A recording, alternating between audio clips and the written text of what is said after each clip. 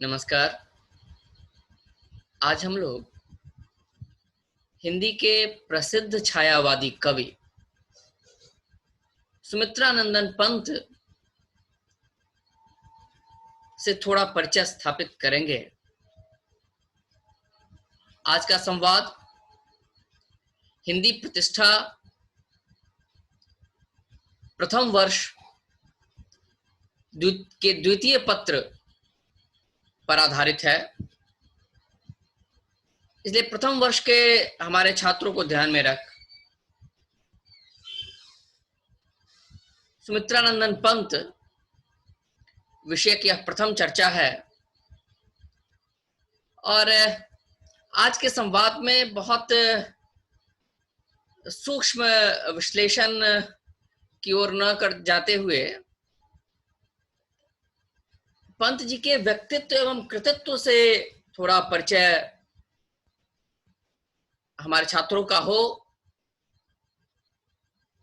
इस कोशिश में ही आज कुछ बातें हम लोग करेंगे। आजकल वस्तुनिष्ठ प्रश्न भी बहुत पूछे जाते हैं, इसलिए इनके जन्म की तारीख 20 मई 1900 ईस्वी आसान है याद रखने के लिए। 1900 पूर्व वर्ष है, याद रह जाता है। ये एक बहुत प्रसिद्ध क्षेत्र है कौसानी, वहीं इनका जन्म हुआ था। पर जन्म के ठीक बाद इनकी माता का निधन हो गया और फिर पिता ने इनका लालन पालन किया। दादी थी इनकी, दादी ने भी इनको स्नेह दिया। जिक्र कई दफा किया भी है पंत जी ने इन लोगों का। इनका एक आत्मकथात्मक इनकी रचना है 60 वर्ष एक रेखांकन। उसमें पंत जी ने अपने बचपन के दिनों का वर्णन किया है और कौसानी में रहते हुए जो बहुत सुंदर प्राकृतिक वातावरण था उसका जिक्र किया और साथ में आसपास के जो लोग थे उनका भी जिक्र किया है पंत जी ने। और पंत जी की ही माने तो जब ये 7 वर्ष के थे, चौथी कक्षा के छात्र थे, और उस समय का पंत जी के अनुसार कि उन्होंने पहली रचना की थी। बाल्यावस्था का वह प्रयास रहा होगा। उसके बाद सुदीर्घ कवि जीवन है पंत जी का। बहुत लंबे दौर तक पंत जी लिखते रहे। इनके काव्य जीवन के कई चरण हैं। विकास होता गया, परिवर्तन होता गया इनकी काव्य यात्रा में। आलोचकों ने इनके काव्य जीवन को कई चरणों में विभाजित किया है।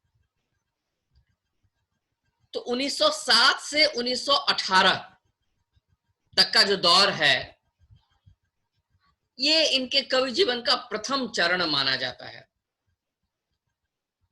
1918 के आसपास छायावाद की शुरुआत होती है। तो उससे पहले तक लगभग 11 वर्षों के समय को प्रथम चरण कहते हैं।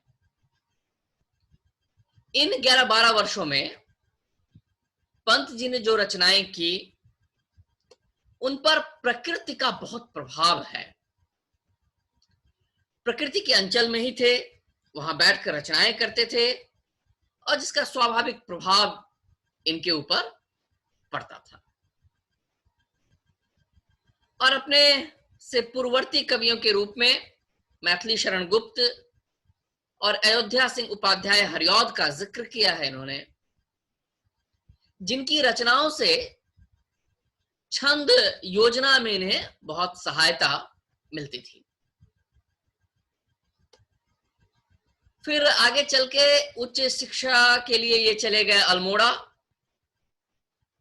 और पहली बार शहर की जिंदगी से परिचय हुआ, और यहीं उन्होंने अपना नाम भी बदला।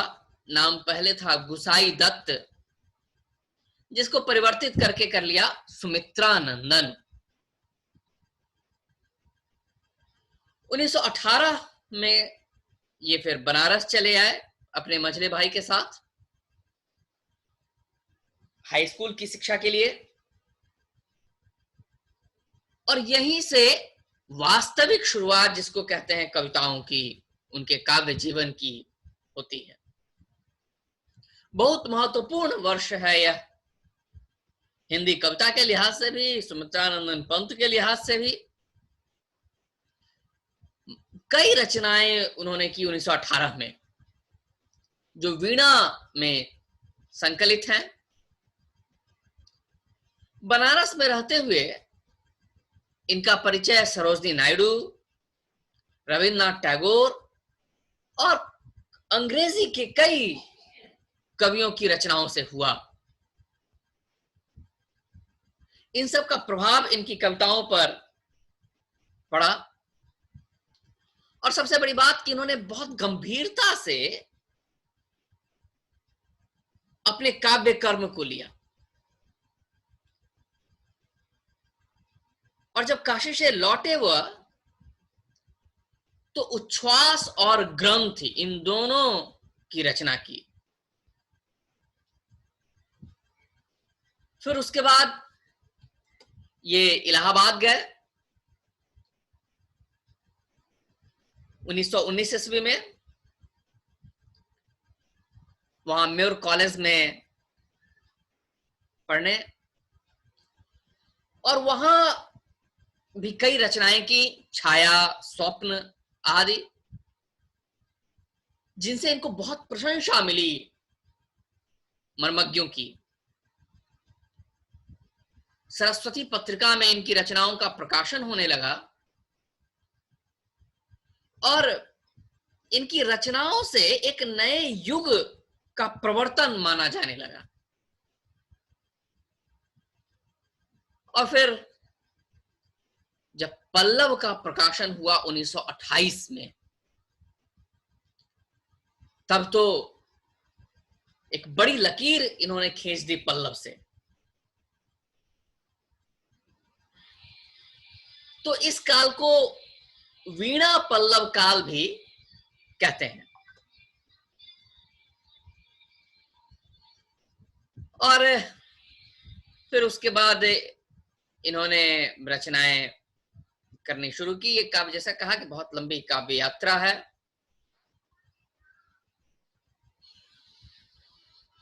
उन्नीस 1932 में गुंजन का प्रकाशन होता है, जहां इनकी कविताओं का एक नया पक्ष सामने आया। अब तक तो प्रकृति और मानव सौंदर्य की बात ये करते ही थे, पर अब इनकी रचनाओं में मानव मात्र के प्रति एक मंगल कामना दिखाई देने लगी।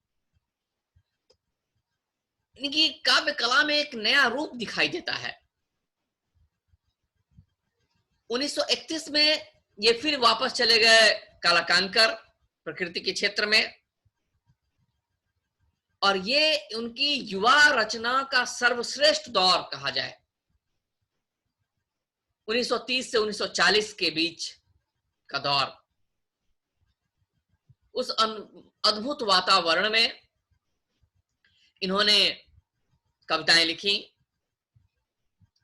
ज्योत्सना की रचना वहीं हुई, और फिर धीरे धीरे गांधीवाद के प्रति झुके, मार्क्स की विचारधारा से प्रभावित हुए, और लगभग एक रचनाएं आई इनके युगांत, जिससे इन्होंने छायावादी युग के अंत की घोषणा की। और फिर प्रगतिवादी स्वर इनकी कविताओं में दिखाई देने लगा। युगांत से लेकर ग्राम्या तक यह दौर चलता है।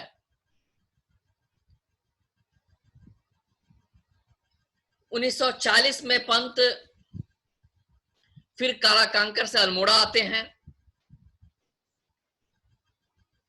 शायद अल्मोड़ा आकर पुनः शहर में आकर भारत छोड़ो आंदोलन की परिस्थिति में तत्कालीन संघर्षों से जुड़े।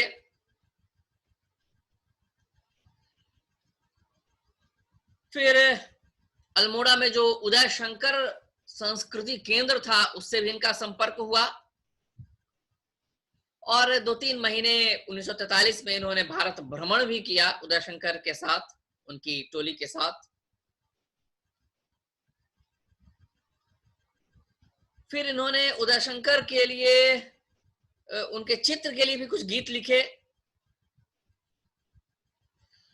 फिर ये इन मद्रास गए, जिसे आज चेन्नई कहते हैं, और वहां इनका परिचय हुआ योगी अरविंद से। अरविंद अपनी क्रांतिकारिता छोड़कर साधना अवस्था में आ चुके थे और महर्षि अरविंद की दार्शनिक एवं साधनात्मक प्रवृत्तियों से परिचय हुआ पंत का। और यह जो काल है इसको नव मानवता का स्वप्न काल कहा जाता है, 1945 से 1959 के बीच का। इस दौर में स्वर्ण किरण, स्वर्ण धूलि जैसी रचनाएं आती हैं जिस पर अरविंदवादी दर्शन का बहुत बड़ा प्रभाव है। एक नई मानवता का स्वप्न देखा कवि ने अपनी कविता के माध्यम से। फिर 1946 में प्रयाग वापस लौटते हैं ये। उसके बाद कुछ दिनों के लिए ये ऑल इंडिया रेडियो से भी जुड़े, लगभग 7 वर्ष तक, 1950 से 57। और इस काल में कुछ काव्य रूपक भी लिखे इन्होंने। 13 काव्य रूपकों का प्रकाशन किया। स्वाभाविक तौर पे रेडियो से जिनका जुड़ाव हुआ तो काव्य रूपकों की रचना हुई ज्यादा।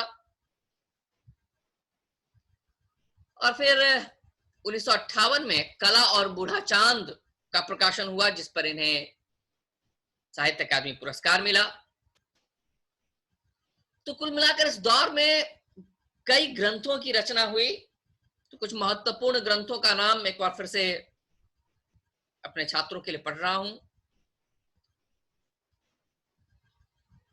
उच्छ्वास 1920 में, ग्रंथ 1920, वीणा 1927, पल्लव 1928, गुंजन 1932, युगांत 1936, युगवाणी 1939, ग्राम्या 1940, स्वर्ण किरण 1947, स्वर्ण धूलि 1947, युगपथ 1948, उत्तरा 1949, रजत शिखर 1951, शिल्पी 1952, अतिमा 1955, वाणी 1957, सौवर्ण रूपक 1957, कला और बूढ़ा चांद 1959, ज्योत्सना नामक नाटक इन्होंने लिखा 1934 में। और कविताओं के साथ साथ गद्य भी इनका महत्वपूर्ण है। ज्योत्सना नाटक की चर्चा हुई ही।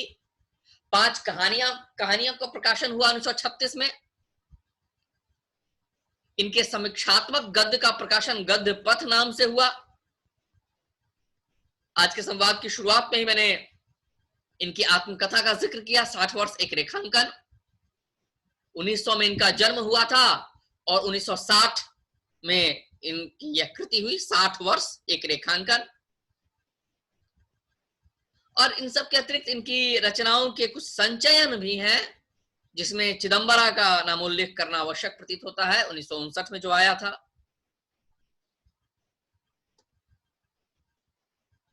और जो इनका महाकाव्य लोकायतन आता है 1964 में।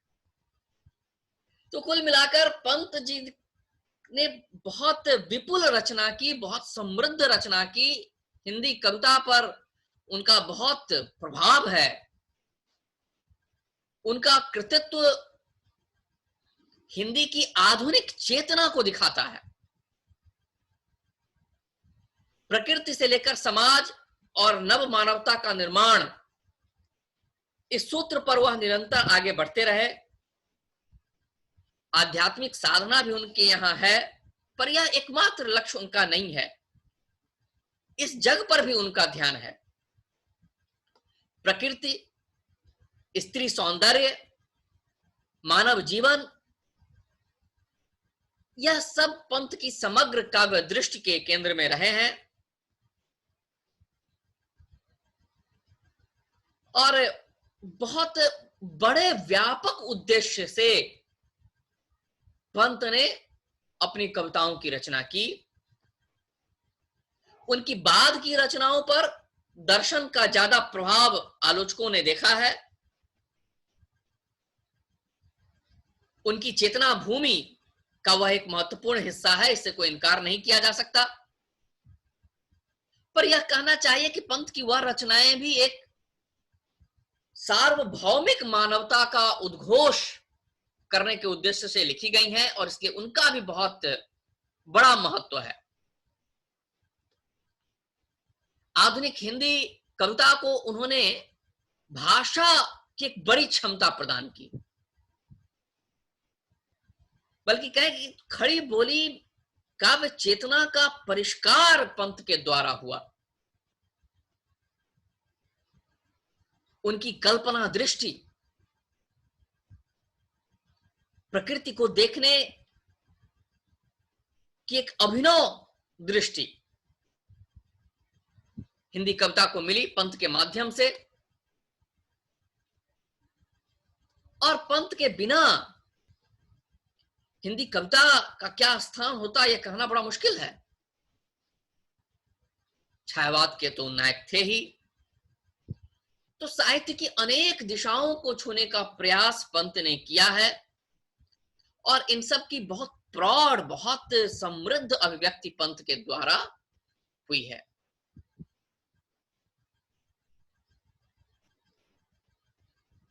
छायावादी कविताएं तो श्रेष्ठ कविताएं हैं ही इनकी, पर जैसा कहा कि बाद की कविताओं पर बहुत बातें होती हैं, जिसकी चर्चा धीरे धीरे हम लोग करेंगे। और जो महत्वपूर्ण हमें ध्यान रखना चाहिए कि कविताओं के साथ साथ जो गद्य लिखा है इन्होंने, उसको भी ध्यान में रखना आवश्यक है। और इस प्रकार सुमित्रानंदन पंत एक बहुत बड़े साहित्यकार के रूप में हमारे सामने आते हैं। इनकी कुछ कविताएं हम लोगों को पाठ्यक्रम में पढ़नी है, उन पर भी अलग से विचार होगा। पंत की कविताओं पर कुछ विचार हम लोग करेंगे। इन सबको ध्यान में रखते हुए आगे के संवाद में आपसे चर्चा होगी। आशा है आज के संवाद के द्वारा सुमित्रानंदन पंत को पढ़ने की दिलचस्पी हमारे छात्रों में होगी।